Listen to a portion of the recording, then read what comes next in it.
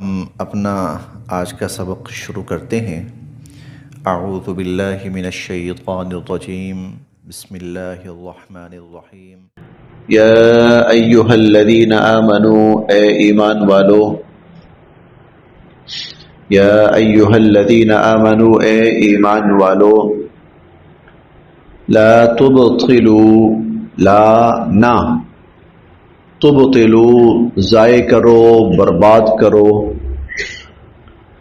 صدقاتکم اپنے صدقات، لا تبطلوا صدقاتکم اپنے صدقات ضائع نہ کرو، برباد نہ کرو، بالمنی احسان جتلا کر، والاذی اور تکلیف پہنچا کر، بالمنی والاذی احسان جتلا کر یا تکلیف پہنچا کر، کالذی اس شخص کی طرح، کا طرح، الذی وہ شخص، کالذی اس شخص کی طرح، ينفق جو خرچ کرتا ہے، مالہ اپنا مال، رئاء الناس رئاء دکھلانا، الناس لوگوں کو، رئاء الناس لوگوں کو دکھلانے کے لیے،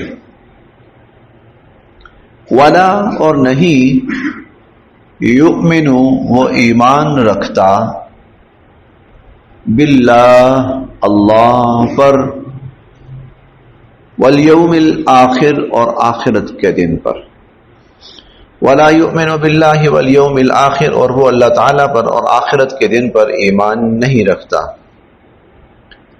فمثلہ تو اس کی مثال پھر ایسے ہی ہے، کمثلی جیسا کہ مثال،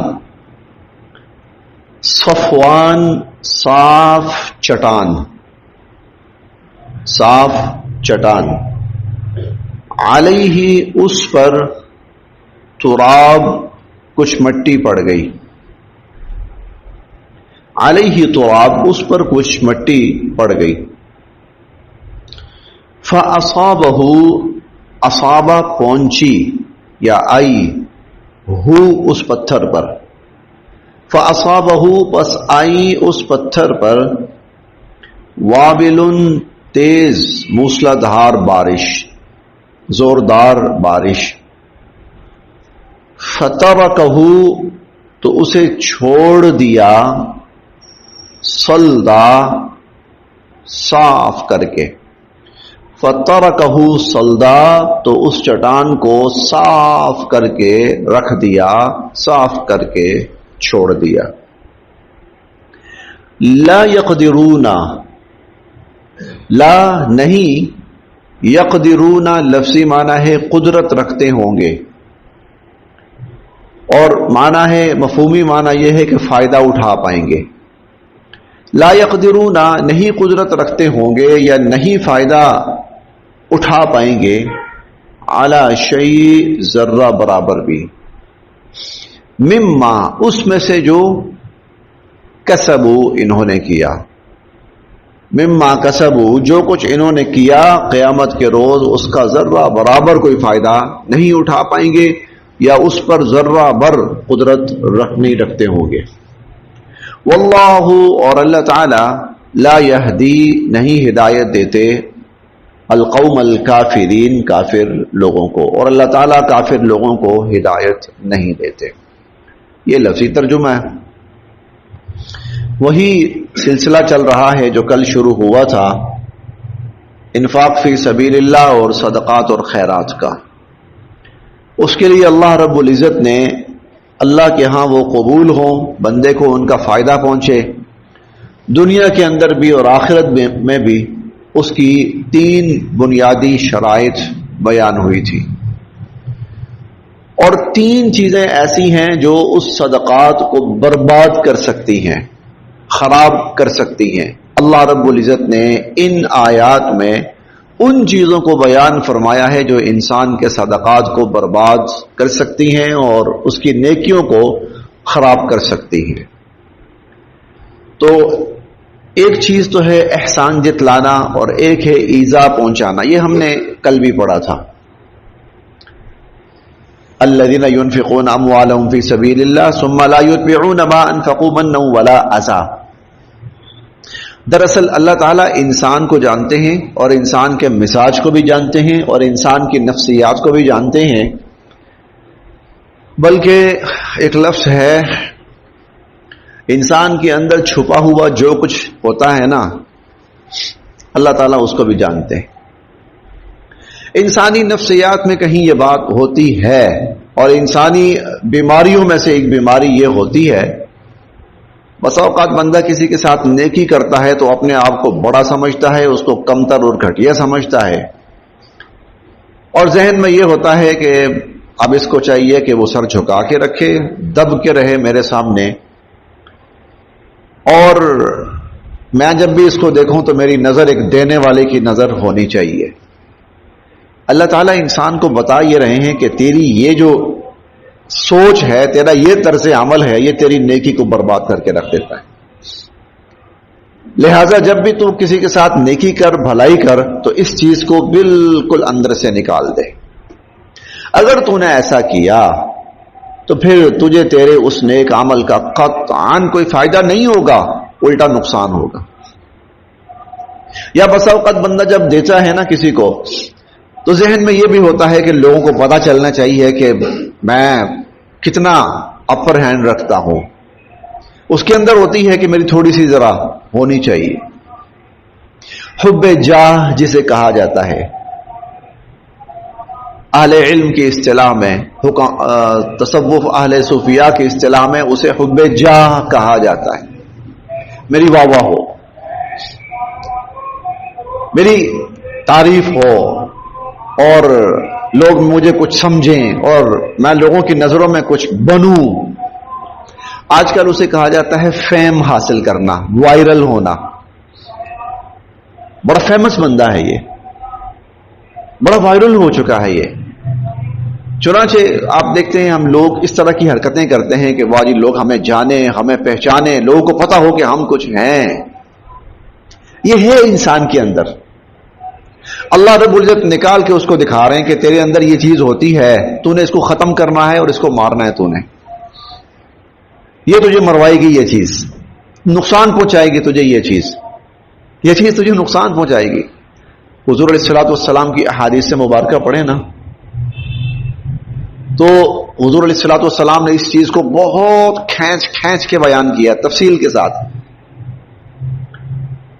ایک جگہ آپ نے فرمایا کہ ثلاث موبقات ثلاث مہلکات, 3 چیزیں بتا رہا ہوں, وہ انسان کو فائدہ پہنچانے والی ہیں اور کل قیامت کے دن اس کے لیے خیر اور نیکی اور اجر اور ثواب کو باقی رکھنے والی ہیں. وہ ثلاث مہلکات, اور 3 چیزیں تمہیں بتا رہا ہوں, وہ انسان کو تباہ اور برباد کر کے رکھ دینے والی ہیں. وہ 3 چیزیں بیان فرمائی جو ہلاک اور برباد کرنے والی ہیں, اور پھر آپ نے فرمایا اعجاب المرء بنفسه وهي اشدهن, بندے کا نا اپنے آپ کو سمجھنا کہ میں پتہ نہیں کیا چیز ہوں, اپنی خود پسندی میں مبتلا ہو جانا, گھمنڈ میں مبتلا ہو جانا. اور حضور نے فرمایا یہ سب سے خطرناک ترین چیز ہے, سب سے خطرناک. میں کچھ ہوں, دنیا کو پتہ لگے کہ میں کیا ہوں, اور اپنے آپ کو پتہ نہیں کیا شے سمجھتا ہے. وہ اعجاب المرء بنفسه.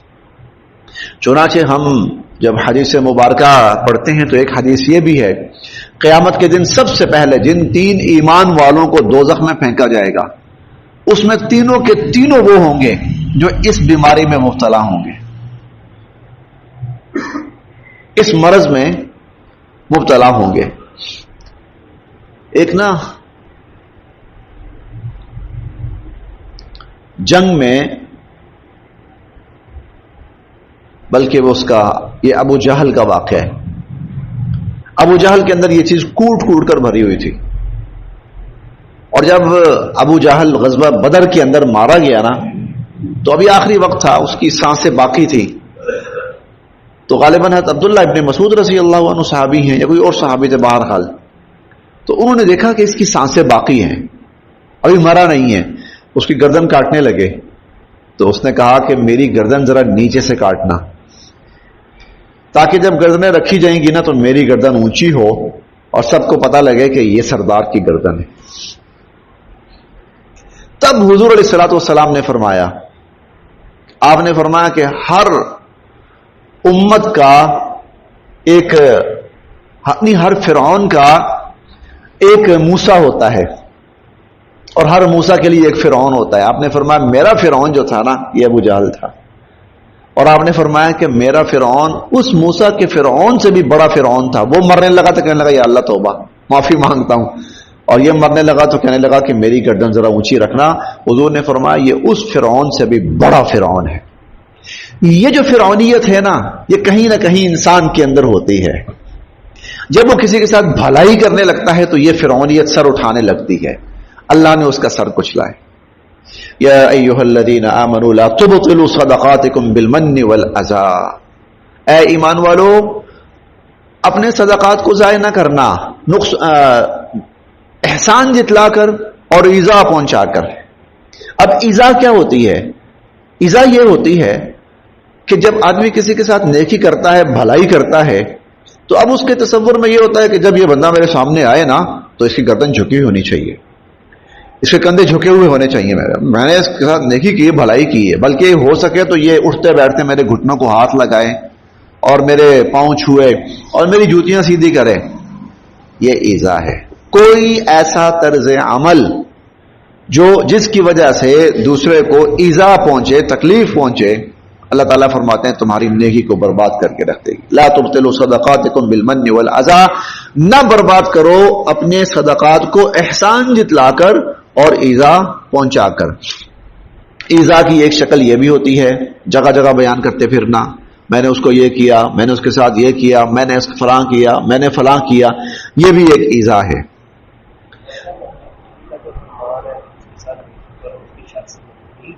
نہیں، یہ حضور کا فرمان نہیں، علی کا فرمان بھی نہیں ہے، یہ کسی کا ہے. اور چونکہ مشہور ہمارے ہاں کچھ چند چیزیں ایسی ہیں کہ جو بھی اچھی بات ہو نا بہت علی کی طرف لگا دو، یہ علی کا فرمان بھی نہیں ہے. اب واللہ عالم جس نے کہا تھا اسے پتہ نہیں کیا مسئلہ ہوا تھا، یہ تو وہی بتا سکتا ہے جس کے ساتھ بیتی ہے کہ جس کے ساتھ بھلائی کرو اس کے شر سے بچو. واللہ عالم، کوئی اللہ کا بندہ تھا، اس نے کوئی ایسا جملہ کہا ہوگا. تو اب مجھے نہیں پتا اس کی کیا بیک گراؤنڈ کیا تھا، اس کا پس منظر، یا کسی انسان کا واقعہ ہے جس کے ساتھ نیکی کرو، بھلائی کرو، اس کے شر سے بچو. واللہ عالم اس کی کیا پس منظر تھا. کالذی، اس شخص کی طرح، ينفق مالہ، جو اپنا مال خرچ کرتا ہے، رعاء الناس، لوگوں کو دکھانے کے لیے، ولا یؤمن باللہ، نہ تو وہ اللہ پر ایمان رکھتا ہے، ولا والیوم الآخر، اور نہ ہی آخرت کے دن پر ایمان رکھتا ہے. اب یہ شخص جو لوگوں کو دکھانے کے لیے مال خرچ کرتا ہے، نہ اللہ پر ایمان نہ آخرت پر ایمان، اللہ تعالیٰ فرماتے ہیں کہ جس طرح اس شخص کو اس صدقے پر اور اس کے مال خرچ کرنے پر کوئی اجر، کوئی ثواب نہیں ملے گا، اسی طرح جو احسان جتلاتا ہے یا ایذا پہنچاتا ہے اسے بھی کوئی اجر، کوئی ثواب نہیں ملے گا. فمثلہ، اور اس کی ایک مثال اور بھی دیکھ لو، کمثل صفوان، جیسے ایک صاف چٹان ہے، علیہ تراب، اور اس پر کچھ مٹی پڑ گئی، گرد پڑتی گئی. اور ایسا ہوتا ہے کہ جب کہیں پر تھوڑی سی مٹی پڑ جائے نا، گرد پڑ جائے، مٹی جم جائے تھوڑی بہت، تو کہیں گھاس پھونس کچھ نہ کچھ پودے نکل آتے ہیں. تو ہو سکتا ہے کہ اس کے اوپر کچھ نہ کچھ گھاس پھونس پودا کوئی نکل بھی آیا. فاصابہ وابل، تیز بارش آئی. اب جب بارش آئے گی نا اور تیز موسلا دھار بارش ہو تو چونکہ نیچے چٹان ہے، اوپر ہلکی پھلکی مٹی ہے، تو اس بارش نے اس مٹی کو دھو کے صاف کر کے رکھ دینا ہے، بچائی کچھ نہیں. وہ جو نظر آ رہا تھا نا کوئی ہریالی سی ہے، وہ ہریالی بس اتنی تھی. ایک بارش آئی اور اس نے سب دھو کے رکھ دیا. اسی طرح قیامت کا دن جب دن آئے گا، اور قیامت کا دن جب انسانوں کی ساری چیزوں کو صاف کرے گا، تو پتہ چلے گا کہ جس شخص نے ریاکاری کی یا احسان جتلایا یا ایذا پہنچائی تو اس کی چٹان بالکل صاف ہے، کچھ بھی نہیں اوپر. لا يقدرون على شيء مما كسبوا، جو کچھ دنیا میں انہوں نے کیا تھا آج اس کا کوئی فائدہ نہیں اٹھا سکیں گے. واللہ لا يهدي القوم الكافرين، اور اللہ تعالی کافر لوگوں کو ہدایت نہیں دیتے.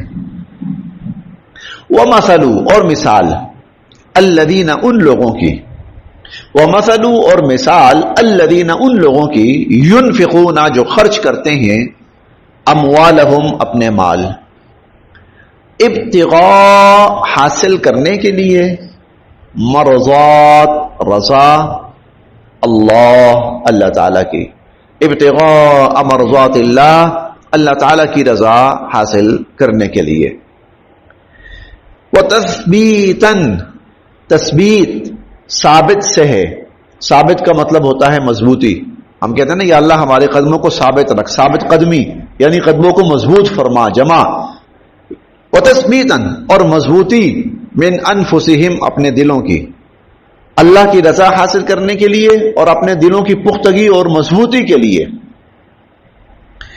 کمثل تو ان کی مثال کیسے ہے، جنہ جیسے ایک باغ، بربوہ جو اونچائی پر ہے، اونچی جگہ پر ہے، اصابہا اس پہ آتی ہے، وابل تیز بارش، فآتت تو وہ دیتا ہے، اکلہا اپنا پھل، ضعفین دگنا، تو وہ ڈبل پھل دیتا ہے، وہ دگنا پھل، یعنی اسے اگر خوب پانی ملا، خوب بارش آئی تو وہ دگنا پھل دے گا، خوب پھل دے گا، فَإِن پس اگر لم یصبها نہ آئی اس پر، وابل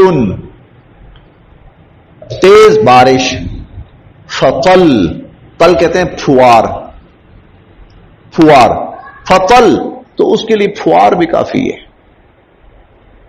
فطل تیز بارش نہ بھی آئی نا تو ہلکا پھلکا پانی بھی اس کو مل گیا نا، چونکہ وہ آئیڈیل جگہ پر ہے، اسے ہوا لگ رہی ہے، اسے کھلی جگہ میسر ہے، پختہ زمین میسر ہے، گراؤنڈ میسر ہے اس کو، لہذا بارش اگر پوری آئی، پانی پورا ملا، بھرپور ملا تو ڈبل پھل دے گا، اور اگر پورا پانی نہ بھی ملا تو اس کے لیے پھوار بھی کافی ہے۔ یہ مثال دی ہے اللہ رب العزت نے اس شخص کی جو صدق دل کے ساتھ، سچے دل کے ساتھ اللہ کی راہ میں مال خرچ کرتا ہے۔